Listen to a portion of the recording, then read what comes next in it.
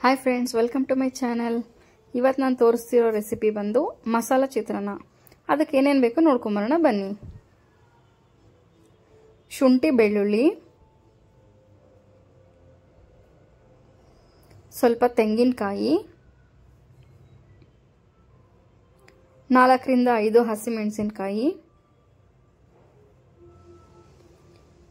ಸ್ವಲ್ಪ ಕೊತ್ತಂಬರಿ ಸೊಪ್ಪು,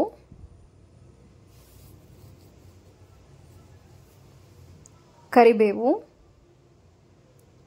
1 ಸ್ಪೂನ್ ಉದ್ದಿನಬೇಳೆ, 1 ಸ್ಪೂನ್ ಜೀರಿಗೆ,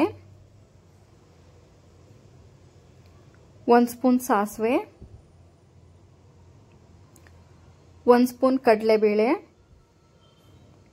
1 ಸ್ವಲ್ಪ ಕಡಲೆಕಾಯಿ, 1 ನಿಂಬೆಹಣ್ಣು. ನೆಕ್ಸ್ಟ್ ಏನು ಮಾಡೋಣ ಅಂದರೆ ತೆಂಗಿನಕಾಯಿ, ಶುಂಠಿ ಬೆಳ್ಳುಳ್ಳಿ,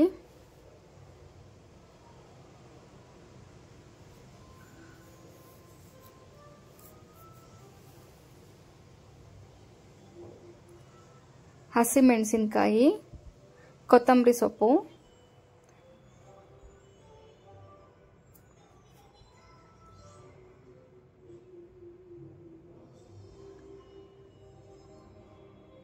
ಆಮೇಲೆ ನಿಂಬೆಹಣ್ಣು ಇದಕ್ಕೆ ಹಿಂಡ್ಕೊಂಬಿಡಿ, ಟೇಸ್ಟ್ ಚೆನ್ನಾಗಿರುತ್ತೆ. ಇದೆಲ್ಲದನ್ನು ಹಾಕಿಬಿಟ್ಟು ಫೈನ್ ಪೇಸ್ಟ್ ಮಾಡಿಟ್ಕೊಳ್ಳಿ ನುಣ್ಣಗೆ. ನೋಡಿ ಈ ಥರ ಇರುತ್ತೆ. ನೆಕ್ಸ್ಟ್ ಏನು ಮಾಡಬೇಕಂದ್ರೆ ಒಂದು ಬಾಣಲಿಗೆ 1 ರಿಂದ 3 ಚಮಚವಷ್ಟು ಎಣ್ಣೆ ಹಾಕಿ, ಎಣ್ಣೆ ಕಾದ ನಂತರ 1 ಸ್ಪೂನ್ ಸಾಸಿವೆ, 1 ಸ್ಪೂನ್ ಜೀರಿಗೆ,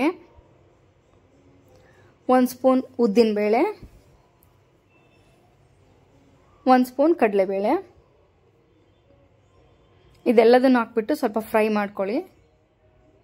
ಕಡಲೆ ಬೀಜ ಫ್ರೈ ಆಗಿದ ನಂತರ ನಾವು ಹೆಚ್ಚಿಟ್ಕೊಂಡಿರೋ ಈರುಳ್ಳಿ ಹಾಕೋಣ. ನಂತರ ಕರಿಬೇವು. ಈರುಳ್ಳಿ ಫ್ರೈ ಆಗಿದ್ದಾದ್ಮೇಲೆ ನಾವು ರುಬ್ಬಿಟ್ಕೊಂಡಿರ್ತೀವಲ್ಲ ಮಸಾಲ, ಆ ಮಸಾಲನ ಹಾಕಿಬಿಟ್ಟು ಸ್ವಲ್ಪ ಫ್ರೈ ಮಾಡ್ಕೊಳ್ಳೋಣ, ಹಸಿ ಸ್ಮೆಲ್ ಹೋಗೋಷ್ಟು.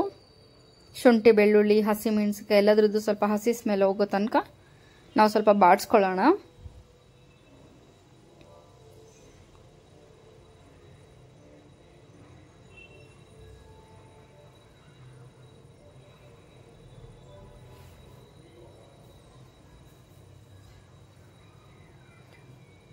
ನೋಡಿ ಎಲ್ಲ ಬಾಡಿದ್ದಾಗಿರುತ್ತೆ.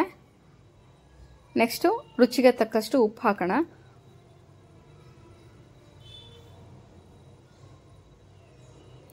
ನಿಮಗೆ ಮೇಲೆ ಮತ್ತೆ ಬೇಕಿದ್ರೆ ನಿಂಬೆಹಣ್ಣು ಹಾಕ್ಕೊಳ್ಳಿ, ಇಲ್ಲಾಂದರೆ ಬೇಡ, ಇದು ಆಪ್ಷನಲ್ಲು.